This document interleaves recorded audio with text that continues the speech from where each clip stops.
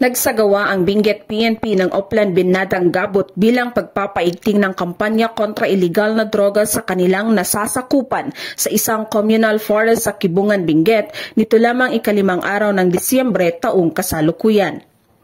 Matagumpay ang nasabing marijuana eradication dahil sa pagtutulungan ng mga operatiba sa pangunguna ng Kibungan Municipal Police Station, katuwang ang Benguet PPO, RID Procar, RIU 14 at PDEA CAR.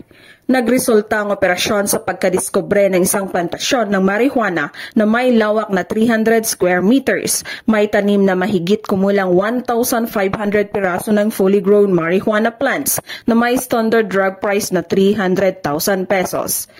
Bagamat walang nahuling cultivator, binunot at sinunog ng mga operatibang pinagbabawal na tanim sa mismong lugar pagkatapos ng pagdokumento at pagkuha ng sapat na sampal upang isumite sa Regional Forensic Unit Cordillera para sa karagdagang pagsusuri. Ang matagumpay na operasyon ay patunay lamang na kaisa sa pagpapaigting ng kampanya kontra iligal na droga ang pambansang pulisya bilang pagsuporta sa adhikain ng kasalukuyang administrasyon tungo sa isang bagong Pilipinas. Mula dito sa rehiyon ng Cordillera, ako ang iyong PNN correspondent, Patrolwoman Jomalyn Kakanindin, alagad ng batas, tagataguyod ng Balitang Pulis.